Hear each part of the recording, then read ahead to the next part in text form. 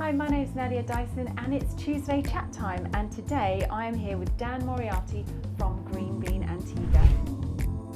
Tuesday Chats with Nadia Dyson. Hi, how are you? Hi, nice to meet you. So tell me about what is Green Bean? I think the umbrella term for what we do is a smart home business. Yeah. Everything from smart lighting systems to shade controls, entertainment systems for homes, things like home theatre. But in essence, anything with a cable, whether that be in a home or inside of a hospitality centre. We can do conferencing suites, everything that moves electronics around and moves and sings and dances. That's typically what we cover. Okay, and how did you, I suppose, one, first start your business, and two, end up in Antigua? The start of my business was, I think, where most businesses start at the beginning, of where you start small means. I was an electrician to begin with, just doing small domestic work. But I think my own ambition pushed me towards doing something that's a bit more difficult, and I think that's always kind of sat with me, and always wanted to do the ambitious projects. And so we've kind of, I wouldn't say run out of steam in the UK, but having had friends recommend us to be here, we've quickly found that there's a lot of ambition here, and that's kind of what excites me in what we like to do as a business, me personally, and the wider team. The stuff that's more difficult is where we thrive, really, and what excites us. When you're like, you have a massive house and you're like, how are we going to fit this to go here, and everything connects everything together, and we're like, I can't do this, and you're like... The frustrations of doing the project is where we really have fun. Not to say that projects are hard, but we're obviously very adept at them. But what we like to be able to do is just live on the edge of client ambition, or designer and builder ambition. What is it that someone wants to achieve, possibly, that hasn't been done potentially before? It's where we really set ourselves apart from others. And you did all the sound and lighting in Rakuni. Was that a challenge? It was an excellent project, and it was something that kind of dropped on our lap, maybe late notice. And having our office next to Rakuni, it was kind of a moment for us where we better do that. We want to be involved, and we didn't know Alex initially. We contacted Alex probably only a month or so before opening, and that project needed something very quickly, but it also needed something that was going to suit Rakuni's ambition. And I like to think that we did achieve that for them. It's certainly been a success since they've opened, as far as I know. That project is a huge amount of speakers for a space that size. The space allows you to have a great party, but at the same time, if you're sat down and dining, then the audio system isn't overbearing. We can still have this quiet conversation while the party's on, and it really is a nice environment to produce what Rakuni want to deliver to their customers. But in terms of, it was ambitious for delivery for Christmas, but we just got it in. Nailed it. Nailed it. Yeah, I'm going to say confidently, we nailed that. We did, yeah. So out of all the Caribbean islands, what drew you to Antigua? Through some luck, through some client recommendation, through friends that were already operating here, we took a gamble on. We'd been recommended by a furniture team that we work with, Fraser James Furniture, who we've partnered with for a long time, who've worked in the wider Caribbean for over a decade, and he'd been begging me to come and join him for a long time. And eventually I caved in and decided we'll go and have a look at Antigua, having been told it's the best of the bunch. It is. And so we came approximately 2 years ago-ish to do our first visit and kind of do a sniff around and see what we could find and see what it's like to be here before we kind of committed anything. And within that short space of time, we'd managed to connect with local building firms, local design teams, and by the time we were leaving, only the 7 days later, we had projects in hand, we had new relationships ready, and essentially we went home with a bunch of homework to work on, and then kind of make this potential dream a reality. And it was a surprisingly quick for us, and I think that's kind of how we ultimately at this point are falling in love with Antigua at this point. And how has setting up your business been? What kind of challenges have you faced? Logistically, Antigua is very different, much different to what we're used to in the UK, and there's more patience required here. That's a very nice way of putting it. And I wouldn't say the work is the same, but the environment that you're working in, taking guys out of the UK where it's cold and rainy and asking them to suddenly be in 30 to 35 degrees doing the same job, I bet that's tough.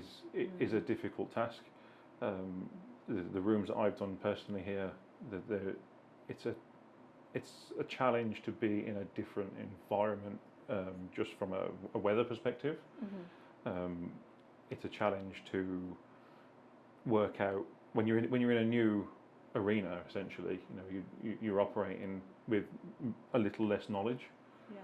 But with quickly we found that we haven't had any resistance to us being here, and we've found that people are quite welcoming, and that's been really, really helpful, and that help from anyone locally has really made it a success for us so far. And you have a good Antiguan team around you. Are you We do. growing and We expanding? do. Yeah, so certainly in the last 12 months we've managed to really build up that team locally, bringing skill sets from the UK and aiming to work with local skilled suppliers, so whether that be electricians, whether that be solar installers, whether that be the builders themselves, bringing what we know and applying those skill sets, not just to fit the things ourselves, but working with people that are potentially as ambitious as we are to work on the type of work that we do. And certainly Rakuni is an example of that, where we were really up against it to deliver that. And the team of 5 gentlemen that helped me here, I couldn't speak highly enough of them. They were fantastic. Really long hours, made sure that we delivered on time, and I've had nothing but great experience with people that are here to work with. Oh, that's really nice to hear. So if I was looking, so talk me through kind of the residential part of it. Yeah. So do you deal with homes that are already built, or more with new builds? So you can obviously work with the architect and the designer at the beginning. We cover both. It's always a little easier to start from the beginning, and being able to be involved in the design process and work with the design and architecture team, because that gives the client more custom choice, so that they're not limited by what the building already is. But we're also creative in if a building is already standing, there are a lot of solutions we can offer for a space that is already standing. There's a lot of product available that suits different environmental spaces, so we're very adept now at picking a solution that is going to fit a client's needs, and that is, we've recently completed projects in Jolly where the rooms are already in place, squeezing cinemas into those spaces. We're working around Sugar Ridge area with new builds. For the cinemas themselves, they can be small, all the way from just having a sound bar underneath your TV. You might want to extend that reach to having a surround sound system. That can still be done with the little remote satellite and wireless systems. It doesn't necessarily need to be chopping into walls and pulling cable. There is a solution to be done wirelessly if that's difficult. It's quite important here because a lot of the walls are concrete and rendered. We don't necessarily have the ability to pull cables around. The more ambitious rooms, whether that be larger spaces with cinemas, we can really drill down on custom lighting control. We obviously drill into what the furniture choices are. We acoustically engineer the room to make sure that that space is really engineered to sound the best it's going to be. Okay. the image that we want to give you on screen. You know, we make sure we pick the right projector that's going to give you a large image as possible, but also something that is crystal clear. And on top of the delivery layer, there's also making it simple and easy to use. We don't want these complex systems to be difficult for anybody. Absolutely, yeah. So we include what we call a home automation pack over the top of that. So that might be a Crestron control or a Control 4 control system. So those are both automation systems. So that rather than have 20 remotes for things, and you have one device that takes over your AC control, it takes over your lighting system, it takes over your shade control. So when you do sit down on the sofa and you want to put the movie on, it's only a few buttons, and what happens when you press play is the cinema starts, the shades come down, That's cool. the lights dim by themselves, and it sets you in the mood of I'm ready to watch this film. But that also extends out to not just cinema. You know, we can do that for conferencing spaces. We can do that for hospitality spaces where they want to produce an entertainment evening. We want to put a band on. Well, what mood do you want the building to be in for that particular band? Is it something that's more chilled out? Is it something that's a really big party? Where we like to get into the design element of the electronics is how do we use light and sound to make people feel something? Yeah. And that then becomes something that we can really be proud of when we put them out. Do you find because obviously we've got a different climate to the UK, that people are opting to create the lighting and the sound in their outside areas and maybe have outdoor projectors, you know, because in Antigua we tend to use the outside a lot more than we do in the inside. Yeah, absolutely. And there's some really exciting choice for outside as well. We have to be careful with the environment, as you say. Often with simple painted plastic products, they can over time just be affected by erode by because we're close to the sea. And so we pick things. They don't necessarily cost you a lot more money, but we can pick stainless steel speakers so that they aren't going to be affected. We pick speakers that potentially are plastered into surfaces or hidden away. For screens themselves, there's actually product available to customers where you can have a fold out of the ground LED screen that knows the weather. It knows if there's a hurricane coming, which is important here. It knows the weather. Yeah, absolutely. I must go home now. Absolutely. So you literally you can have a 200-inch screen disappear into your patio, and because it can feel the rain that's coming. But there's a little weather station attached to the screen, so you can really, and they're bright enough. You know, it's obviously sunny. Yeah. That screen is bright enough to not be unwatchable outdoors. So even in the daytime, you can watch that screen. Full surround sound package outside. You can literally have an outdoor cinema next to your pool. Yeah, because that's what you want. You want to be in your pool watching TV. Why go outside? I mean, we love cinema, but why go inside in the dark when you I can mean, be outside? Yeah. Absolutely. Is that your favourite part of your job? I mean, what is, or is there something else that you? Cinema is close to my heart because it's something I've done for a long time. Okay. We're very, as the team, I'm not going to speak just for myself, but the team is very adept at producing them. Okay. And that skill set, we like the creativity of it. Mm-hmm. But that creativity extends out to other areas of the work, whether it be a lighting design system, finding audio systems that can be useful in a home. Yeah. It's not just domestically. How do we produce something for a hotel client that they may want a particular? It's not necessarily just music production, but you can also produce environmental sound so that as their customers are moving around spaces, how do you, when a customer enters a building, how do you prepare them to experience what you're offering? And you can quickly get them ready for your space by giving them a visual and audio experience, and that might be a particular audio track that's played in the background as you go up a staircase. Yeah, it gives you a feeling. And you get that creating emotion.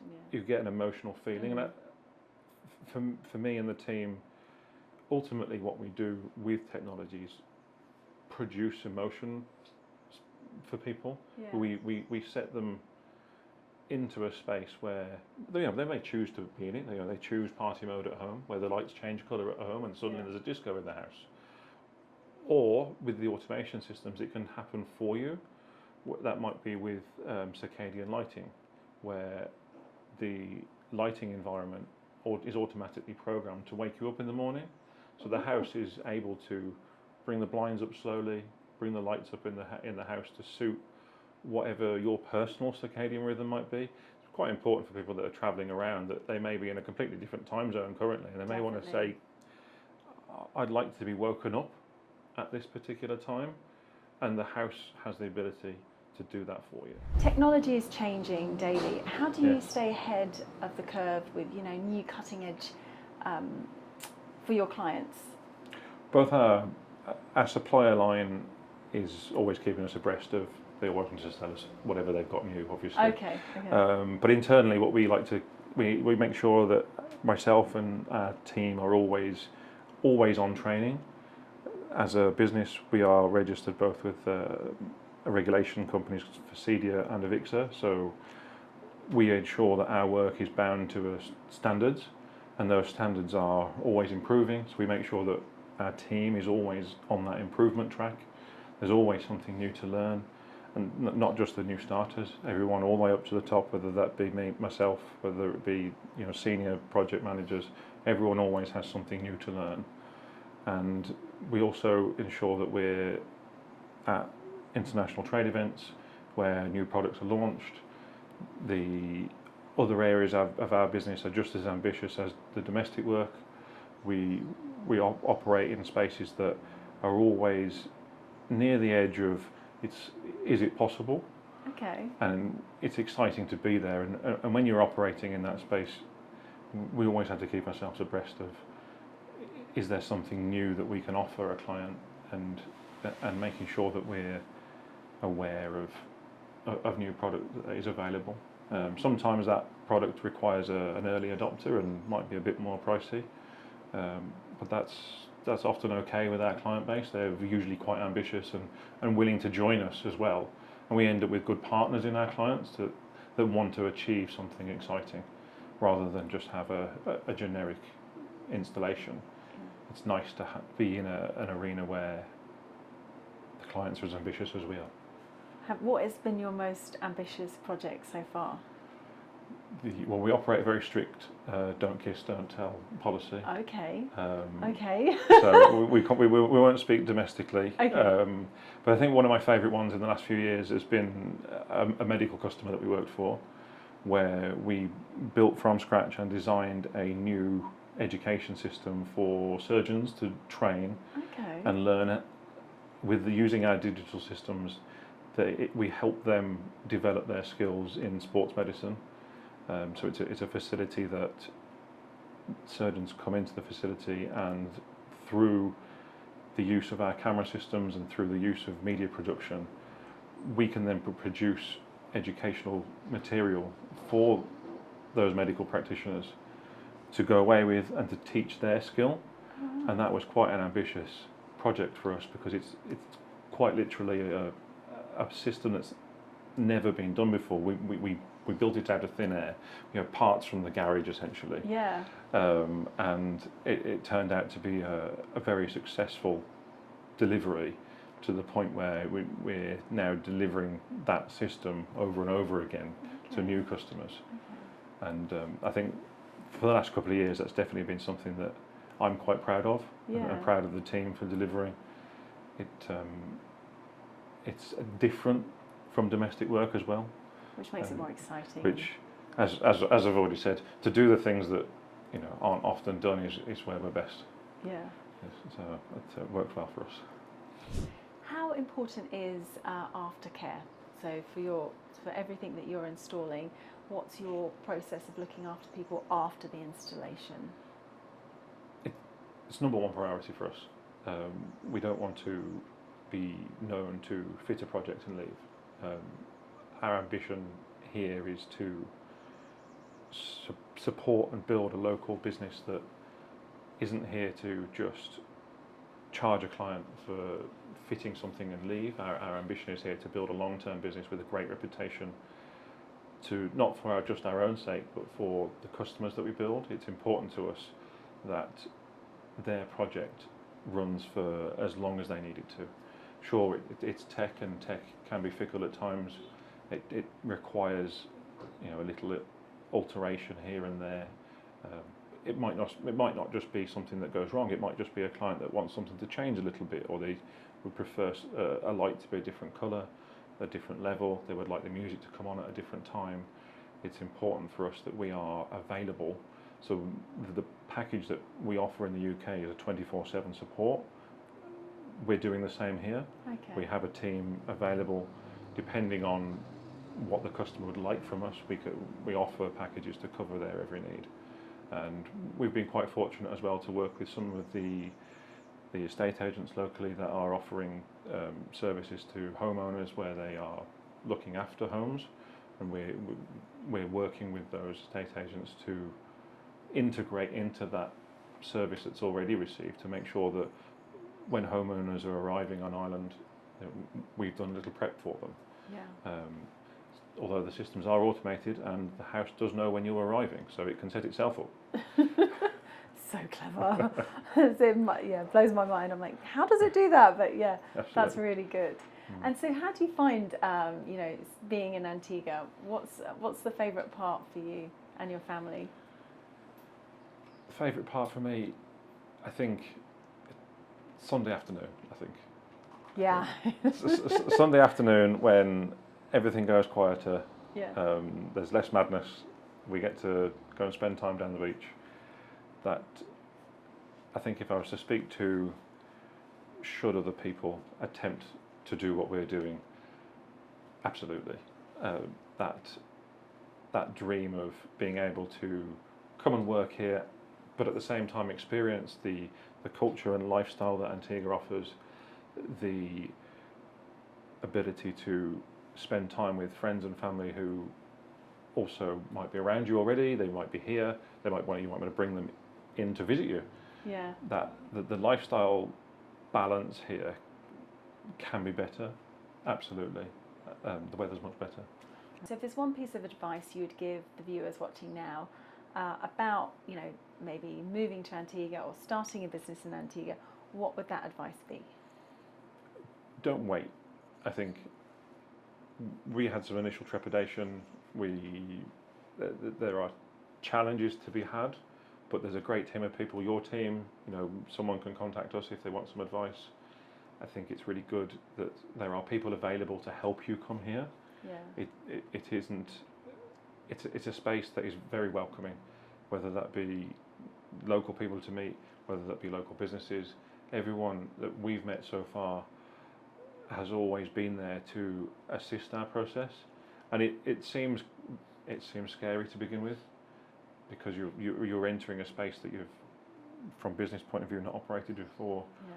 Or if you're just moving for personal reasons you've not lived in before, and there's many unknown answers, but you can figure them out along the way. I think as long as you're following the right guidelines, Yeah.